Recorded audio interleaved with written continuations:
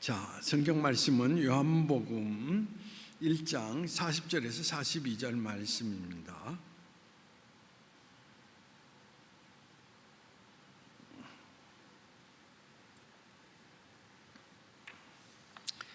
요한복음 1장 40절에서 42절 말씀 함께 봉독하시도록 하겠습니다. 요한의 말을 듣고 예수를 따르는 두 사람 중에 하나는 시몬 베드로의 형제 안드레라. 그가 먼저 자기 형제 시몬을 찾아 말하되 우리가 메시아를 만났다 하고, 메시아는 번역하면 그리스도라, 데리고 예수께로 오니 예수께서 보시고 이르시되 내가 요한의 아들 시몬이니 장차 게바라 하리라 하시니라. 게바는 번역하면 베드로라. 자, 이제 오늘부터 우리가 이제 안드레에 대한 이야기를 나누고자 합니다. 안드레를 한마디로 요약한다면 안드레는 어떤 사람이냐라고 이야기할 때에 영혼의 전도자라고 이야기를 드릴 수가 있습니다. 그는 한 영혼에 대한 늘 비전을 품고 살았던 인물이라고 일컬을 수가 있게 되는 것입니다. 그런데 안드레가 누구냐라고 이야기할 때 안드레는 바로 베드로의 형제였다라고 성경을 통해서 우리는 찾아볼 수가 있습니다. 그는 자기의 형인 베드로와 함께 어업에 종사하고 있었다라고 표현을 한다면, 그는 다른 말로 표현한다면은 갈릴리 출신이다라고 이야기를 드릴 수가 있습니다. 아마도 태어난 고향은 베세다지만 같은 갈릴리 지역 안에 있는 가버나움에서 성장을 했던 것으로 성경을 통해서 우리는 생각을 하게 됩니다. 이 가버나움이나 베세다는 그리 멀리 떨어져 있는 지역이 아니었습니다. 마가복음에는 시몬 베드로와 안드레에 대한 집에 대해서 언급을 하고 있는 것을 찾아볼 수가 있는데, 마가복음 1장 29절에 보면 회당에서 나와 곧 야고보와 요한과 함께 시몬과 안드레의 집에 들어가시니라고 이야기를 하고 있습니다. 여기서 우리가 이제 주목해 볼 만한 것은, 첫째는 야고보와 요한, 안드레와 시몬이 함께 나온다라는 이야기인 것입니다. 즉, 이 네 사람은 같은 지역의 어부로서 생활을 했던 인물들이라고 표현을 할 수가 있다라고 말할 수가 있습니다. 그래서 예수님의 그 제자들 가운데 야고보, 요한, 안드레와 베드로가 항상 함께 나타나고 있는 것을 우리는 이제 성경 가운데에서 찾아볼 수 있게 됩니다. 이제 특별히 두 번째 우리가 이제 생각할 수 있는 것은 뭐냐면, 예수님이 회당에서 나오셨다라고 마가복음 1장 21절에서 언급을 하고 있는데, 그 회당이라고 하는 것은 어떤 것이냐? 그들이 가버나움에 들어가니라 예수께서 그 안식일에 회당에 들어가서 가르치시매라고 이야기를 하고 있습니다. 이 회당은 가버나움에 있는 회당이라는 것을 우리에게 나타내주고 있는데, 예수님께서 가버나움 회당에서 가르치신 이후에 나와서 이 성경 말씀을 여러분들이 읽어보면 바로 시몬과 안드레의 집에 들어가셨다라는 것을 나타내 주고 있는 것을 찾아볼 수가 있습니다. 여기에서 우리가 생각할 수 있는 것은 회당과 바로 베드로와 안드레의 집이 매우 가까이 있었다라고 하는 그 사실을 우리는 찾아보게 되는데, 실제로 가버나움이라고 하는 그 도시 입구에는 예수님의 마을이라고 하는 팻말이 붙어 있고, 가버나움 회당터 바로 옆 5m도 안 되는 곳에 시몬 베드로의 집이 있었다라고 하는 고고학적인 하나의 그 사실이 나타나고 있는 것을 찾아볼 수가 있습니다. 이들은 베스다 출신이지만은 가버나움에서 자랐다라는 것을 우리에게 나타내 주고 있는데, 그리고 야고보와 요한과 함께 내 제자는 고기잡이를 하면서 생계를 이끌어 나갔던 것입니다. 그런데 여기서 이제 우리의 관점은 뭐냐? 어떻게 안드레가 예수를 믿게 되었을까라는 이야기인 것입니다.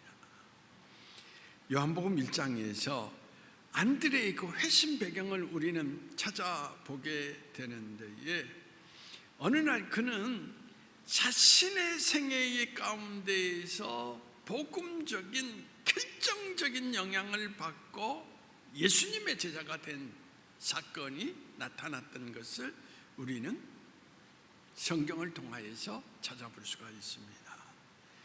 요한복음 1장 29절에 이튿날 요한이 예수께서 자기에게 나아오심을 보고 이르되 보라, 세상 죄를 지고 가는 하나님의 어린 양이로다. 여러분, 이 말씀은 누가 한 말씀이냐? 바로 세례 요한이라고 하는 선지자가 언급을 한 것입니다. 세례 요한이 예수님의 나오심을 보고 보라, 세상 죄를 지고 가는 하나님의 어린 양이로다 라고 이야기를 했습니다. 이 설교 말씀의 핵심적 초점은 바로 예수님이 메시아다라고 하는 것을 나타내 주고 있는데, 세례 요한의 사명이 뭡니까? 예수님을 높이는 것, 그리고 예수님의 오실 길을 준비하는 것인데, 같은 메시지가 35절 속에서도 다시 반복되고 있는 것을 우리는 찾아볼 수가 있습니다. 또 이튿날 요한이 자기 제자 중 두 사람과 함께 섰다가 예수께서 거니심을 보고 말하되 보라, 하나님의 어린 양이로다. 여러분, 세례 요한이 이 메시지를 증거할 때 세례 요한의 두 제자가 있었다라고 성경은 언급을 하고 있는데, 이 두 제자가 누구냐라는 것을 우리가 살펴보면 요한복음 1장 40절에서 찾아볼 수가 있는데, 요한의 말을 듣고 예수를 따르는 두 사람 중에 하나는 시몬 베드로의 형제 안드레다. 안드레가 예수님의 제자 이전에 누구의 제자였다? 세례 요한의 제자였다라고 하는 것을 우리에게 나타내주고 있습니다. 또 한 사람은 누구일까? 그것은 추측건데 요한복음을 기록한 사도 요한이었을 것이라고 이야기를 하고 있지만, 구체적으로 성경은 이름을 밝히지 않고 있습니다. 어쨌든지 간에 여기에서 우리가 찾아볼 수 있는 것은 안드레가 어떻게 해서 예수님의 제자가 되었는지라는 것을 생각하게 되는데, 바로 세례 요한이 증거한 메시지를 듣고, 즉 세상 죄를 지고 가는 하나님의 어린 양, 우리 죄의 문제를 해결하기 위해서 오신 메시아라고 하는 그 한마디 말씀을 듣고 어떻게 됐다? 그가 메시아인 것을 깨닫게 되었다라는 이야기입니다. 여러분, 우리는 여기에서 중요한 하나의 의미를 발견하게 되는데, 성경 말씀은 많이 들어야 하는 게 아니에요. 세례 요한의 한마디 외침 아닙니까? 세상 죄를 지고 가는 하나님의 어린 양이로다. 그 한마디의 말씀을 들을 때에 저분이 우리가 우리가 기다렸던 메시아이구나. 그걸 느끼고 예수님을 받아들이게 되었다라는 이야기인 것입니다. 그러므로 오늘 우리에게 가장 중요한 것은 예수님께서 우리에게 강조하신 말씀이 있어요. 들어도 듣지 못하고 보아도 보지 못한다. 무슨 이야기입니까? 깨달음이 없는 사람이로다. 그런 이야기거든요. 그러니까 성경 말씀, 하나님의 음성의 이야기를 듣고 내가 눈이 열려서 보고 깨달을 수 있는 사람이 될 때 비로소 예수님을 제대로 알고 예수님을 만나게 된다라고 하는 것을 우리에게 나타내주고 있는데, 그러므로 신앙의 자리 안에서 중요한 의미는 뭐냐면 깨달음을 갖는다라는 거, 그게 중요하다라는 것을 우리에게 나타내주고 있습니다. 그런데 이 깨달음이라고 하는 것은 우리의 인간의 노력으로서 되느냐라는 이야기인 것입니다. 어떻게 설교의 한 문장을 딱 듣고 예수님을 내가 만났다라고 고백할 수 있을까? 라는 이야기. 바로 그것은 인간의 노력으로 되는 것이 아니라 성경에서 우리에게 강조하는 것이 뭐냐면 그리스도의 영, 성령이 보게 하고 느끼게 하고 듣게 하신다라는 것입니다. 그래서 그리스도의 성령이, 그리스도의 영이 우리에게 임하지 아니하면 로마서에서도 강조하는 것, 우리는 그리스도의 사람이 아니다, 그리스도를 볼 수가 없다라는 것을 성경 속에서 강조하고 있는 것을 찾아볼 수가 있습니다.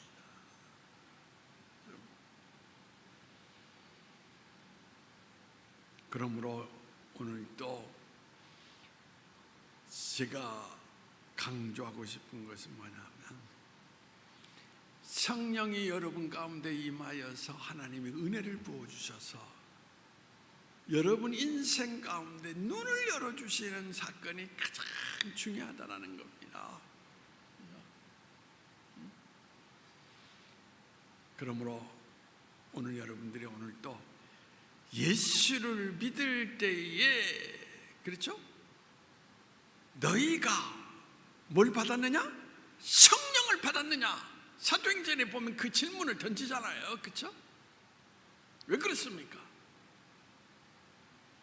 성령의 임재하심이 없이는 우리는 우리의 구원자 되신 예수님을 제대로 맞이할 수가 없다라는 이야기. 지난날에도 제가 언젠가 얘기를 했습니다만, 한 분이 처음 예수님을 믿게 된 동기가 뭐냐라고 이야기할 때 그런 이야기를 했습니다. 자기는 목사님 설교를 통해서 예수를 믿게 된 게 아니라 성경 말씀을, 구약 성경을 딱 펼쳤는데 하나님이 천지를 창조하셨느니라, 이 한마디가 가슴속에 팍 꽂혀오면서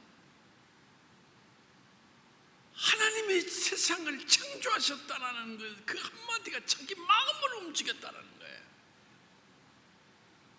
하나님이 세상을 만드셨다면 어떻게?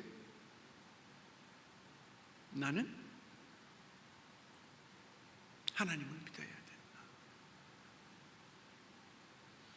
요즘 유튜브에 보시면은 이어령 교수에 대한 이야기가 나옵니다. 그분이 우리나라 석학이에요. 그분은 예수님을 이야기할 때도 지식적으로 분석하고 지식적으로 이해했던 분인데, 지금 물론 그분이 암으로 투병 생활을 하고 있지만 뭐라고 고백하고 있는지 아십니까? 나는 지금 예수님의 옷자락이라도 붙들고 갈 것입니다.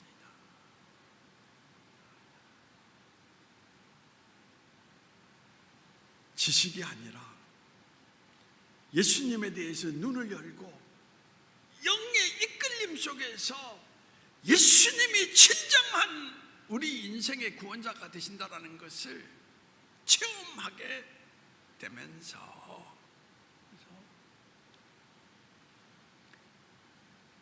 나는 예수님의 옷자락이라도 영적인 사건이 일어나게 되었다라고 하는 것을 우리에게 표현을 하고 있는 것을 찾아볼 수가 있습니다. 그래서 그는 누구에게 제일 먼저 찾아갔습니까? 자기 형제인 베드로에게 찾아가서 뭐라고 고백을 하고 있습니까? 나는 메시아를 만났다 라고 분명하게 고백하고 있는 것을 찾아볼 수 있어요. 확신 있게. 그렇죠? 어떻게 김태성 집사님 사람들에게 나는 예수님을 만났습니다라고 확신 있게 고백해 본 적 있어요?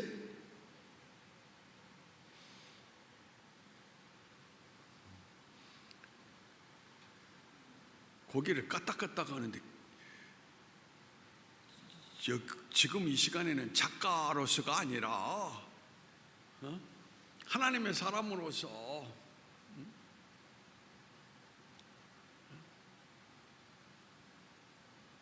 김학필 장로님도 사람들을 만나서 나는 예수님을 만났습니다라고 고백합니까?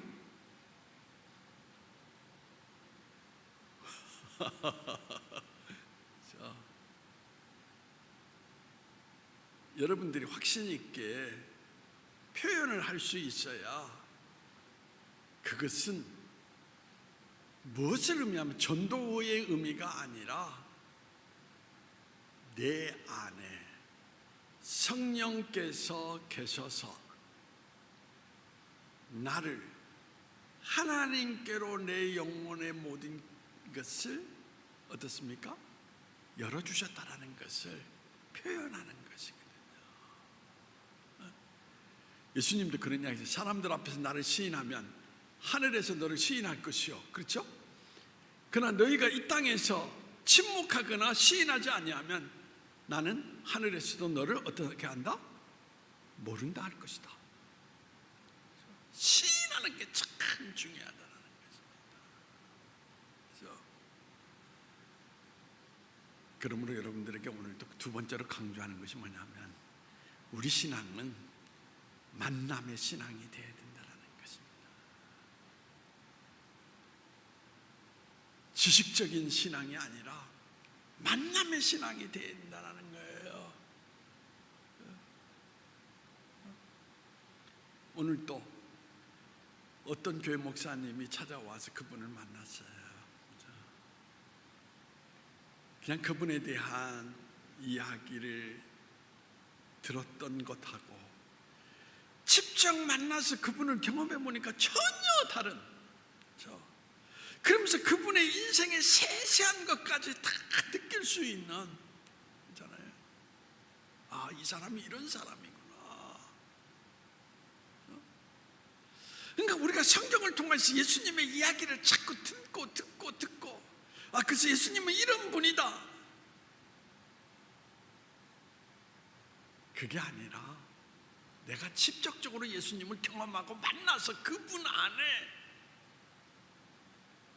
우리 인생이 일치를 이루게 될 때 거기에서 뿜어나오는 우리 자신의 모습, 그것을 나타내 줘야 된다는 이야기겠습니다. 여러분,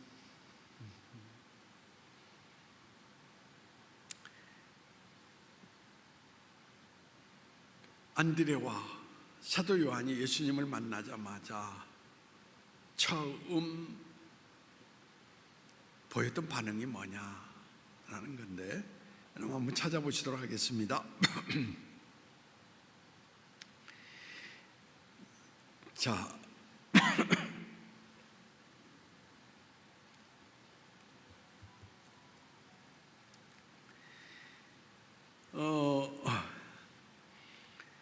요한복음 1장 37절에서 38절 말씀 한번 같이 읽어보시도록 하겠습니다. 같이 읽어보시죠. 시작. 두 제자가 그의 말을 듣고 예수를 따르거늘 예수께서 돌이켜 그 따르는 것을 보시고 물어 이르시되 무엇을 구하느냐 이르되 랍비여 어디 계시오니까 하니. 이 말씀이 무슨 이야기냐면 이 두 제자가 예수님이 하나님의 아들로서 우리를 구원하러 오신 메시아라는 것을 알게 됨으로써 이제 예수님을 따라가게 되었던 것입니다. 그때 예수님께서 그들을 바라보시면서 이런 말을 너희들 왜 따라오냐? 무슨 목적이 있냐? 라고. 더 나아가서 너희들이 원하는 것이 뭐냐? 자, 한번 제가 묻겠어요. 예수님이 김태성 집사님한테 나타나서 갑자기 묻는다면 너는 나에게 무엇을 원하느냐? 라고 묻는다면 무엇을 원한다라고 김태성 집사님은 얘기할까요?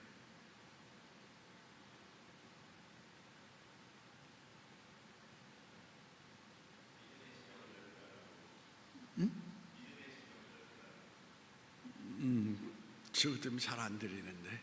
그럼 김학규 장로님은 너 무엇을 해주기를 원하느냐 할 때에 아우디? BMW? 뭘 원하신다고? 뭘 원한다라고 이야기를 해? 뭘 해달라고 하시겠습니까?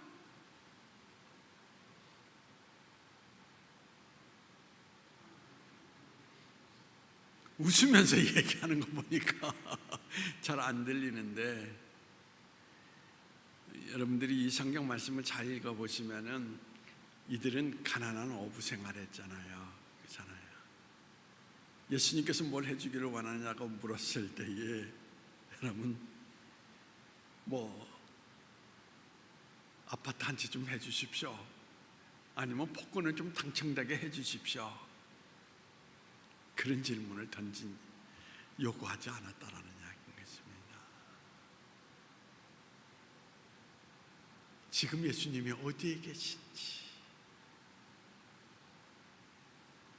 예수님을 목적으로 구하면서 이 가운데에서 가장 강조하는 것이 뭐냐면 세상적인 어떤 것이 아니라 예수님하고 이제 가까이 지내고 싶습니다.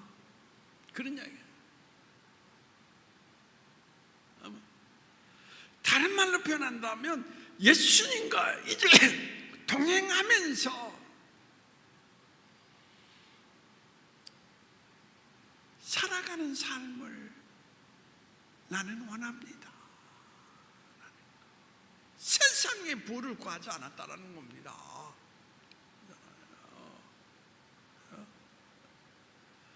오직 예수님과 더불어 함께 살아가는 사람이 되고 싶은 열망이라는 거.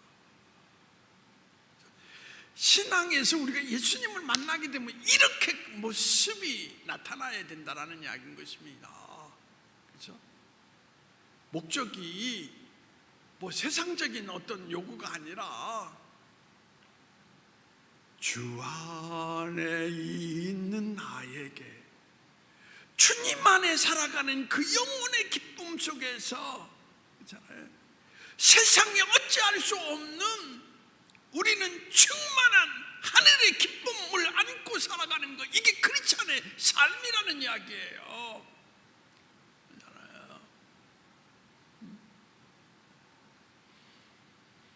저는 예수 믿는 사람들을 보면서 마음이 아픈 이유가 뭐냐?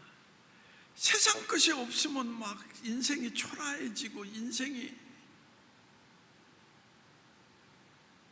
어찌할 바를 모르는 가운데에서 세상적 기준을, 우리 옛날 복음서가 세상 사람 날 부러워 아니하여도, 그렇잖아요.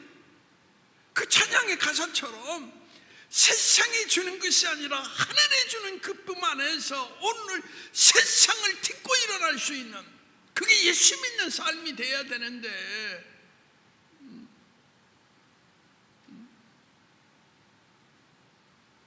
지금도 생각나는 게 있어요. 우리 김대성 집사가 젊은 날에 그냥 뭐 119 뭐 그러면서 가난에 뛰들면서 막 고통을 하면서도, 제가 기억하는 것은 차에다가 복음성가 막 틀어놓고 예수 우리 왕이여 하면서 막 신나게 다녔던 목사인 제가 저 가난 속에서도 저 아이의 마음속에 뭐가 있길래 저렇게 기뻐하며 찬양할 수 있을까? 근데 그게 진짜 예수 믿는 삶이라는 거예요. 가졌기 때문에 기뻐하는 게 아니에요. 만났기 때문에, 누구를? 예수님을 만났기 때문에 그분과 함께하는 삶, 그게 기쁨인 거예요.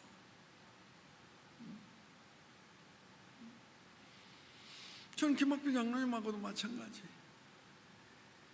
김학비 장로님이 그리울 때도 있고 함께 사는 것이 참 너무나 간절하고 그리워서, 그렇죠?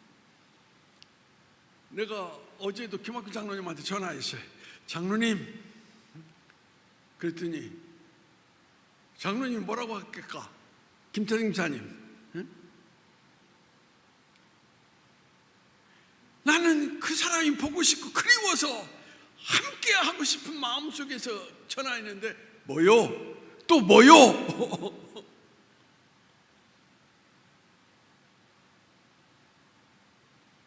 예수님의 마음과, 그렇죠? 그래서 예수님은 성경 말씀 속에서 제자들에게 결론이 뭔지 아십니까? 늘 사랑을 확인한 거예요. 뭐 다른 거. 그래서 여러분, 다시 바닷가에 나타나신 예수님께서 제자들에게 뭐라고 묻습니까? 베드로에게, 그렇죠, 너희가 나를 어떻게 하냐? 사랑하느냐?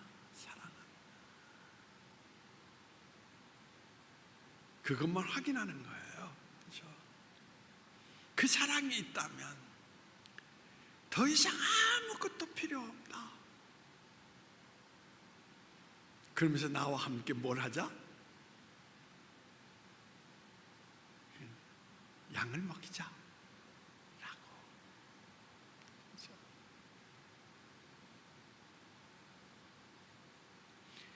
사랑이 있으면 모든 것을 이룰 수 있다는 이야기예요. 그렇잖아요. 김태성 사님, 그렇지 않습니까? 조민희 집사가 돈이 있어서 선택해서 결혼했어요? 가난하지만 서로 사랑 안에서 한 덩어리가 된다면 우리는 모든 것을 할 수 있다라고 해서 결혼한 거 아니에요?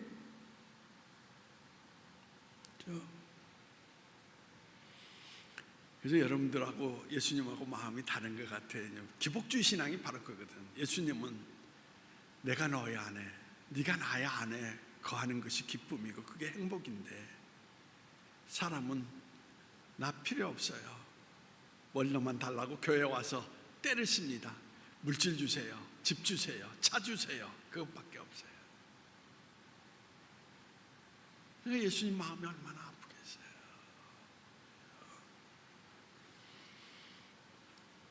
아무튼 예수님은 제자들의 이야기를 거부하지 않습니다. 그래서 그래 하면서 자기가 누구의 집에, 안드레의 집에 거하고 있음을 나타내 주는 것 가운데에 깊은 교제의 삶을 이루며 살아가는 모습을 나타내 주고 있는 것을 찾아볼 수가 있습니다. 결국 예수님과의 교제를 통하여서 안드레는 삶의 변화를 가져오게 되지 않습니까? 여러분, 신앙생활 가운데에서 가장 중요한 건 만나야 내 삶이 변화되는 거예요. 만나야 내 인생이 어떻습니까? 방향을 틀게 되는 거예요. 하나님을 만나지 못한 사람은 그냥 종교 생활하는 거예요. 습관적으로 나와서 예배하고 찬양하면서 나는 신앙인이야 라고 삶에 전혀 예수님을 드러내는 모습이 없다라는 이야기인 것입니다. 유튜브에 여러분들이 박누가 선교사의 인간극장 특별 스페셜이 2개가 떠 있는데, 그분은 의사가 되고 나서 자기 생애를 전부 필리핀 오지에 있는 사람들을 치료하기 위해서 바쳤다가 마지막 암으로 투병하면서도 죽어가면서도 그 한 생명을 더 치료하기 위해서 필리핀을 떠나지 않았던,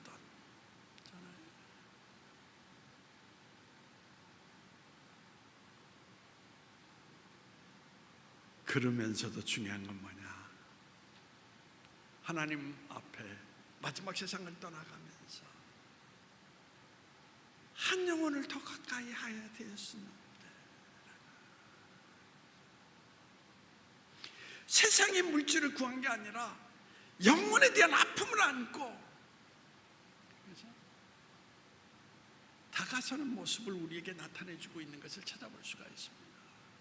그래서 그분이 의사이면서 또 목사, 신학교 나와서 목사가 되어서 저는 우리 교회 안에도 의사가 되고 목사가 되는 그런 사람이 나타났으면 좋겠다라는 기도 가운데 지금도 걸어가고 있지만, 만난 사람은 변해서 진짜 예수를 위해서 산다라는 것, 그것이 바로 우리의 진정한 신앙의 길이라는 것을 오늘 안드레는 우리에게 표현을 해주고 있는 것입니다.